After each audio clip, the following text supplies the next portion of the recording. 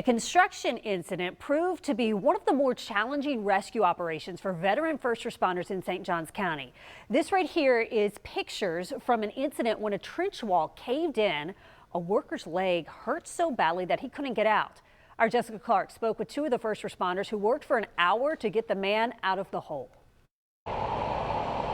It was last Friday. Behind the Home Depot that is under construction on World Golf Village Parkway. There was one person injured. Paramedic Lance Robinson and firefighter paramedic Greg Kelly were about to carry out a rescue that they had never done before. On a construction site, a construction worker who was working inside a drainage trench needed help. You can see his white helmet. He was in the trench working down toward this end. Part of the wall fell in. Robinson and Kelly said the man's colleagues told them the dirt caved in, pinning him against one of the large black pipes in the hole. Co-workers were able to free him from the dirt, but they could not lift him out of the 10-foot deep trench. And he was in pain. He was in a lot of pain. Okay. But he couldn't move his leg and couldn't put any weight on it. So we knew we were going to have to haul him out. But how do you do that?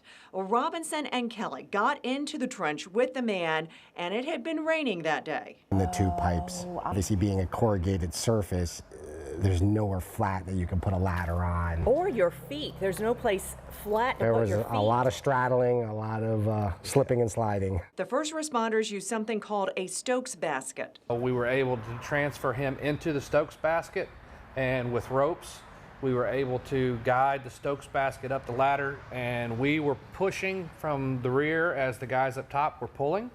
After an hour of working to get him out, the man was finally freed from the trench. No word on his condition, though. The St. Johns County Fire Rescue Department trains for this kind of thing.